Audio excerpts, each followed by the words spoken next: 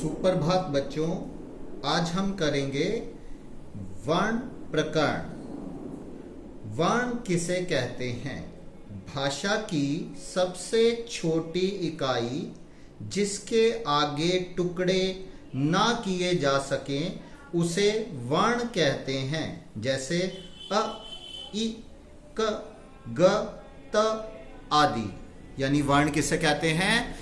भाषा की सबसे छोटी इकाई को जिसके आगे हम टुकड़े नहीं कर सकते, जिसको हम आगे बांट नहीं सकते, उसे वर्ण कहते हैं। उसके बाद है वर्णमाला। वर्णों के व्यवस्थित समूह को वर्णमाला कहते हैं। अगर वर्णों का समूह व्यवस्थित रूप से रख दिया जाए तो उसे हम क्या कहेंगे? वर्णमाला।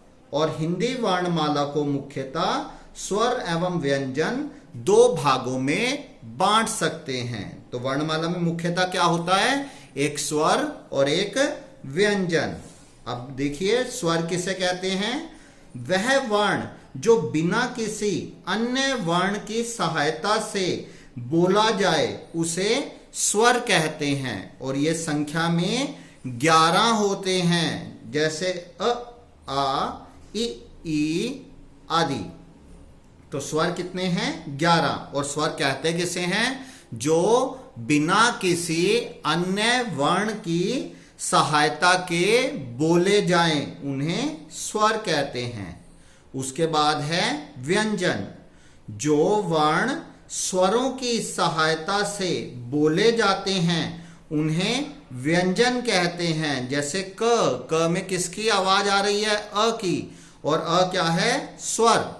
तो व्यंजन क्या हुए? जो स्वरों की सहायता से बोले जाएं उन्हें व्यंजन कहते हैं।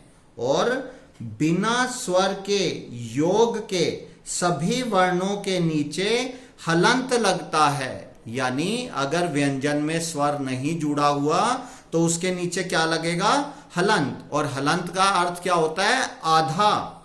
जैसे क के नीचे ये हलंत, ख, ट, त, न। इनका मतलब ये क, ख, ट, त और न क्या है? आधे हैं। और व्यंजन की संख्या कितनी होती है?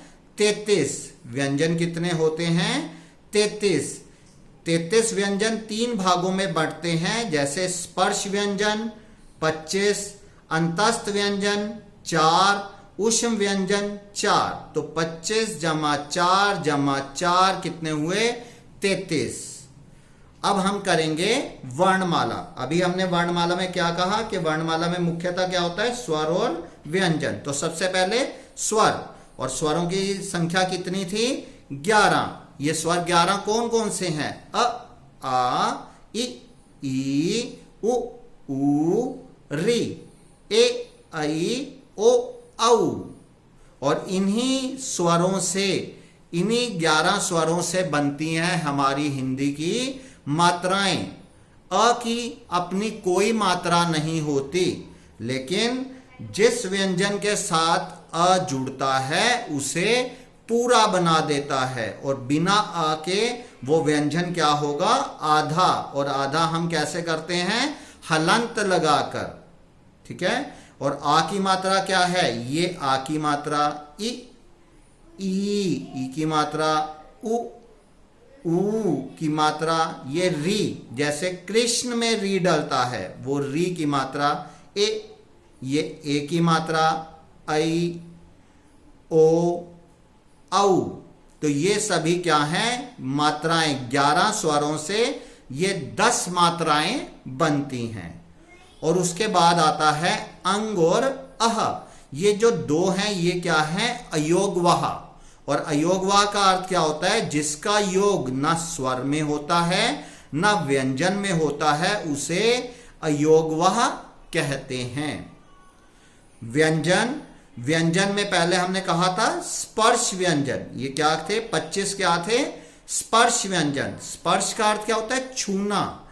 जब स्पर्श व्यंजन के उच्चारण में जो श्वास वायु है वो हमारे मुख के अंगों से स्पर्श करके आती है, इसलिए इन्हें स्पर्श व्यंजन कहते हैं। और स्पर्श व्यंजन कौन से हैं? क्वर्ग, च्वर्ग, टवर्ग, त्वर्ग, पवर्ग। यानी इस लाइन का जो पहला व्यंजन है वो क्या है? क। तो क से बना क्वर्ग, च से बना च्वर्ग, ट से बना ट्वर्ग, त से त्वर्ग और प से प्वर्ग। अब क्वर्ग में देखिए क, ख, ग, घ, अंग। ये क्या है? अंगा। जैसे गंगा में हमने इसका प्रयोग किया, गंगा, तो ये अंगा के नीचे हलंत, हलंत मतलब आधा, तो ये उच्चारण क्या है? अंग, गंगा।